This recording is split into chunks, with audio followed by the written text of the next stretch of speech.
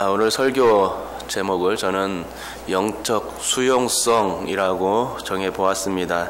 이렇게 정한 이유는 오늘 본문에 나온 두 인물이 그 두 주인공이 공통점이 영적인 수용성과 관련이 있기 때문입니다. 일단 빌립부터 이야기하자면 빌립은 성령께서 제시하는 대로 그때마다 즉각적으로 순종하는 모습을 보였다는 것입니다. 빌립은 성령의 말씀하심에 자신의 머리를 굴리는 법이 절대 없었습니다. 지시하시는 그대로 그때마다 따랐고 좀 힘들고 귀찮고 구차한 명령들이었음에도 불구하고 그런 걸 재고 따지질 않고 순종했다는 것이죠. 그것을 어김없이 오늘 본문을 통해서도 볼 수가 있습니다. 그런 점에서 빌립만큼 순종적인 사람도 없었다 하는 것이죠. 또한 에디오피아 내시가 본문에 나오는데 이 사람도 마찬가지입니다. 영적인 수용성이 이 사람에게도 좋았는데 어떤 부분에서 그러냐면 성경 말씀을 읽고 깨닫는 기회와 관련됩니다. 성경 말씀을 깨닫기 위해서 그는 상대의 누추하고 초라한 모습도 받아들이면서 배우려는 그런 욕심이 있었던 것을 보게 됩니다. 그래서 성경을 펼쳐 들었을 때에 말씀의 깊은 뜻을 깨닫기 위해서 빌립을 자신의 마차에 태웠던 것을 보게 되고 또 무조건 태웠던 것을 보게 됩니다. 그는 배울 기회를 놓치지 않으려고 자신의 마차에 빌립의 그 누추한 몸을 실어 태우면서 말씀을 들으려 했던 것을 보게 되는 것이죠. 일단은 빌립부터 한번 살펴보겠습니다. 빌립 집사님은 예루살렘의 핍박이 일자 사마리아로 내려갔습니다. 사마리아에 당도한 빌립은 바로 무엇부터 시작했느냐 하면 전도부터 시작했다는 것이죠. 표적과 기사가 빌립 집사님의 사역 가운데서 사마리아에 일어났고 사람들은 그 표적과 기사에 놀라기도 했는데 그러면서 하나둘씩 예수 복음을 그 땅에 사마리아 사람들이 받아들이게 되었고 세례까지 받게 되었습니다. 그 와중에 복음이 사마리아에도 들어갔다는 소문이 이제 퍼졌는데 그 소문이 예루살렘까지 퍼져 들어갔습니다. 그래서 사도들이 이 소식을 듣고는 베드로와 요한을 파견하게 되었고 그때 이제 사마리아의 두 사람이 파견되어서 정말로 그 땅에 복음이 들어간 것을 확인했다는 것입니다. 그리고 사람들이 물세례만 받았지 성령을 받은 것이 없음을 그 사실을 확인하고서 성령 세례를 부어준 것을 볼 수 있습니다.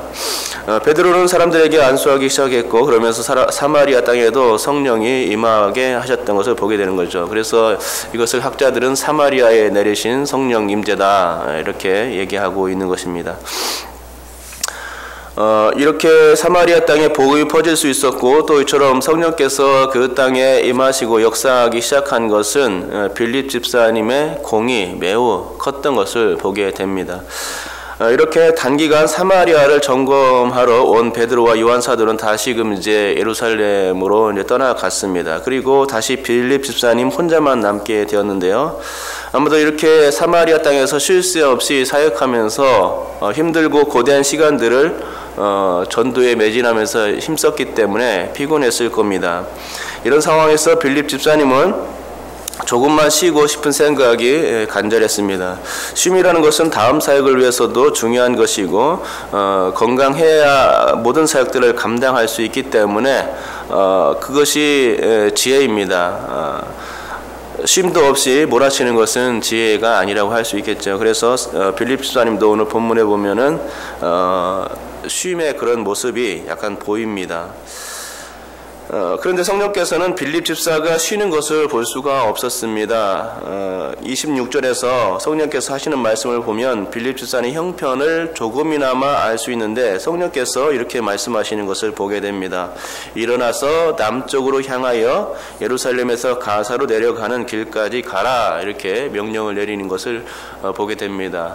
빌립 집사가 아마도 쉬고 있었을 가능성이 컸는데 그 가운데 쉼을 계속해서 허락하지 아니하시고 사역을 내리시는 것을 보게 되는 것이죠.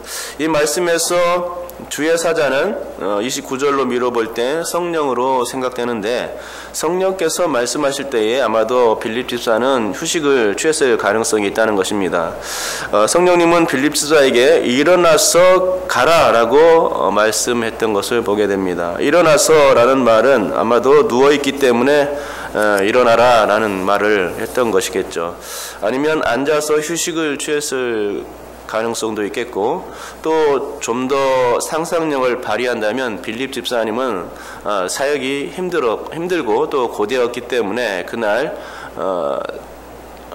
잠자고 있었을 가능성이 높습니다. 그 사역이 숨가쁘고 그렇게 진행되었기 때문에 아마도 노곤했을 가능성이 있죠. 그런데 그런 상황에 있는 빌립 집사를 성령님은 가만히 놔두질 않으셨습니다. 일어나라 하시면서 깨워서 사역 명령을 내리셨던 것을 보게 됩니다. 하지만 빌립 집사님은 한마디의 불평도 하지를 않았습니다. 그에 비해서 불만의 소리를 내지 않은 것을 보게 됩니다. 일어나 가사로 내려가는 길까지 가라 라는 이 명령에 그는 곧바로 일어났고 가사까지 달려가게 된 것입니다. 여러분, 그런데 성령께서 지시를 내렸던 이 장소는 그 사마리아입니다. 그리고 성령께서 가라고 지시하셨던 그 길은 26절에도 나와 있듯이 예루살렘에서 해변에 위치한 가사로 내려가는 길까지입니다. 하지만 빌립 집사님은 지금 사마리아 성에 있기 때문에 과거 아브라함과 이삭과 야곱 등의 족장들이 이용했던 이 족장길을 따라서 예루살렘까지 이제 가야만 했다는 것이죠. 다시금 그리고 예루살렘에서부터 가사까지 내려가야 합니다. 그런데 그 길이 만만치가 않습니다. 예루살렘은 해발 900m나 되는 고지였다는 것이죠. 그리고 가사는 해변에 위치해 있으니까 낮은 위치에 있습니다. 그러니까 사마리아에서 예루살렘까지는 계속해서 올라가는 길이고 예루살렘에서 가사까지는 계속해서 내려가는 길이었습니다. 해발 900m까지, 그러니까 예루살렘은 해발 900m에 있으니까 사마리아에서부터 예루살렘까지는 계속해서 올라가야 하는 길이죠. 그러면 얼마나 힘들겠습니까? 그러다가 다시금 이제 그 가사까지는 또 해변이니까 좀 낮은 길이겠죠. 낮은 길이니까 계속해서 예루살렘에서부터 내려가는 길은 내려가는 길로 이렇게 가야 하는 것입니다. 그렇기 때문에 올라갔다가 다시 내려간다면 다리가 어떻게 될까요?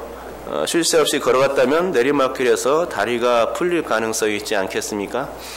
한마디로 빌립 집사님이 갔던 그 길은 그렇게 곱지 않았다는 것입니다. 그러니까 빌립 집사에게는 성령님이 자다가 봉창 두드린 분이 되는 것입니다. 정말로 밤 12시 이후, 그것도 새벽 1시나 2시 정도에 한참 자고 있을 때 잠을 깨우는 전화 벨소리가 들린다면 어떨까요? 나에게 전화를 건 그 사람은 정말로 봉창 두드리는 존재인 것입니다. 자다가 봉창 두드린다라는 이 말은 새벽에 봉창 두드린다라는 말과 같은 말인데, 한참 단잠을 자는 새벽에 남의 집 봉창을 두들겨서 그 집에서 잠자는 사람을 깨우는 행위, 그것을 말합니다. 그러니 이런 돌출 행동은 사람을 매우 피곤하게 하는 것입니다. 어쩌면 성령께서 하신 명령은 새벽에 단잠을 깨게 만드는 전화 벨소리와 같았습니다. 또는 한참 자는데 카톡 메시지가 카톡하고 뜨면 어떻습니까? 굉장히 귀찮지 않습니까? 단잠 자고 있는데 카톡하면서 메시지가 뜨면은 잠이 이제 달아나 버릴 때도 있다는 것이죠. 어떨 때는 잠이 겨우 들었는데 이런 메시지 하나 때문에 잠이 설치고 또 잠 못 드는 고통의 밤이 될 때도 있는 것입니다. 그렇습니다. 지금 빌립 집사님은 자다가 봉변당한 꼴인데 그 봉변을 주신 분이 바로 성령님이었다는 것입니다. 사마리아에서 가사로 내려가는 그 광야 길은 20분이나 30분 만에 이 단시간에 갈 수 있는 그런 거리가 아니었습니다. 그 길은 계속해서 올라가야만 했고 또 계속해서 내려가야만 하는 만만치 않은 길이었고 거기다가 거리까지 감안하면 더욱 만만치가 않은 그런 길이었습니다. 사마리아에서 예루살렘까지는 좋게 30km는 되는 거리입니다. 그리고 예루살렘에서 가사까지는 무려 70km의 거리에 육박합니다. 그러니까 빌립 집사님은 성령님의 지시가 봉창 두드리는 소리에 군인들이 훈련할 때 이틀 반이나 걸려서 가야 하는 100km 행군, 그것과도 같았다는 것이죠. 이렇듯 성령님은 단순히 가라는 명령을 내렸지만 그 명령은 그렇게 쉽지 않았고 또 완전히 스파르타 훈련과 같은 그런 여건이었던 것을 보게 되는 것입니다. 하지만 성령께서는 빌립 집사가 군소리를 했다는 말씀이 기록되어 있지 않습니다. 저 같으면 벌써 몇 마디 입 밖으로 이거 왜 잠자고 힘들고 피곤한데 왜 이런 명령을 갑자기 내려? 라고 푸념을 터뜨렸을 가능성이 매우 높은데요. 빌립 집사님은 그렇지 않았다는 것입니다. 즉각적으로 순종을 했고 힘든 상황이었을 것을 분명히, 그러니까는 가사까지 내려가는 길이 얼마나 힘든 길인지를 알고 있었음에도 불구하고 그런 내색을 전혀 하나 하지 않았던 것을 보게 되는 것입니다. 여러분 어떻습니까? 한참 잠을 자고 있는데 툭툭 건드리시면서 깨우면서 그것도 일을 시킬 때에 얼마나 피곤한 일입니까? 그렇죠? 기분이 팍 상하는 일입니다. 상황을 전제해 본다면 우리의 마음이란 어떤 상황에 너무 많은 상황에 그 힘든 상황에 노출될 때에 매우 그 어려운 그런 마음을 느끼게 된다는 것이죠. 이것은 부인할 수 없는 그런 생각입니다. 우리는 조금만 상황이 변해도 덥다, 춥다, 그런 생각들을 하게 되는 것입니다. 그래서 인간이 변덕스러운 존재라고 생각합니다. 그만큼 사람의 마음이 간사합니다.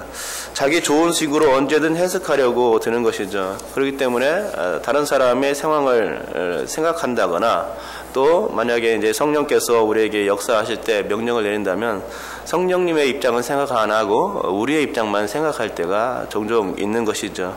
그래서 그 명령을 온전히 순종하지 못하고 다른 사람의 마음을 충분히 이해하지 못할 때가 있는 것입니다. 내 마음만 생각하면은 그것을 할 수가 없는 것이죠.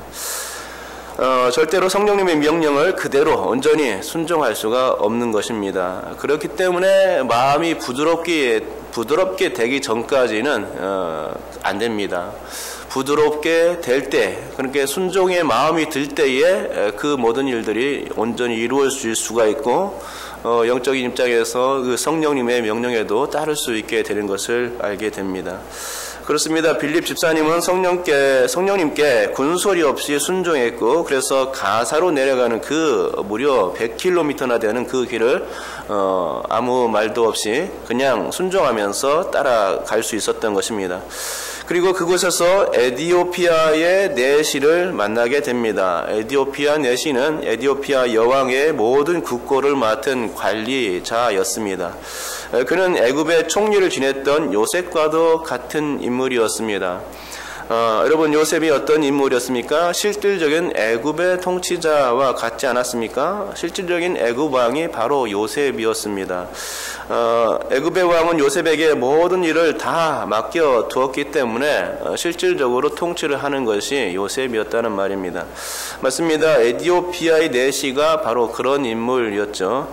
그는 에디오피아에서 상당한 고위층의 사람이었습니다. 아마도 그 사람은 디아스포라 유대인이었을 것으로 추정합니다. 어떻게 하다가 에디오피아에서 상당한 지위를 갖게 되었지만 유일신 신앙이 아직까지 그에게 남아 있었기에 예루살렘에 왔고 그래서 예배를 드릴 수 있게 된 것입니다. 그리고 성전에 들렸다가 예배를 마치고 이제 집으로 돌아가는 길이었죠. 그러면서 말씀을 읽게 된 것입니다. 빌립 집사님이 에디오피아의 내시를 만났을 때 에디오피아의 내시는 그때 성경을 읽고 있었다는 것입니다. 그런데 그 성경 말씀이 깨달을 수가 없었습니다. 혼자서는 아무리 성경을 읽어도 이 말씀이 무슨 말씀인가 라는 생각만 들지 깨달아지지 않을 때가 많지 않습니까? 에디오피아 내시가 바로 그런 상황이었죠. 고민하고 고민했지만 깨달아지질 않았습니다.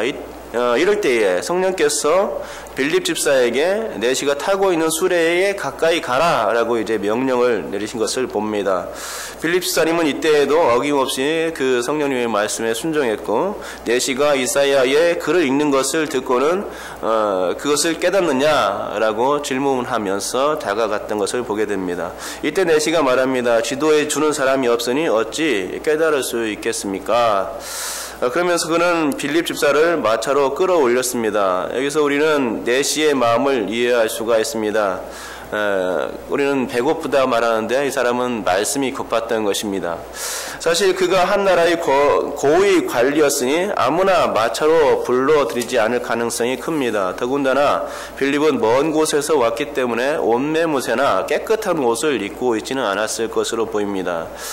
사마리아에서 전도에 열중하느라 외모를 가꾸지 않았을 가능성이 많다는 것이죠. 더군다나 급하게 여기까지 달려왔다면 온몸은 땀으로 범벅이 되어서 얼룩져 있을 것입니다.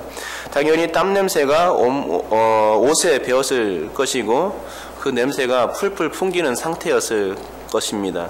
하지만 고위 관리였던 내시는 그런 걸 가리지 않았습니다. 왜냐하면 그는 그런 외적인 것보다 더 중요한 게 있었고 그것은 바로 성경 말씀을 깨닫는 바로 그 일이었기 때문이죠.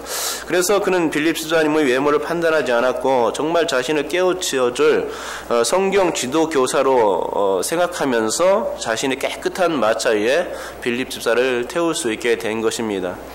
여러분 지금까지 잘 들으셨습니까? 지금까지 제가 얘기한 것은 영적인 수용성에 관한 이야기였습니다.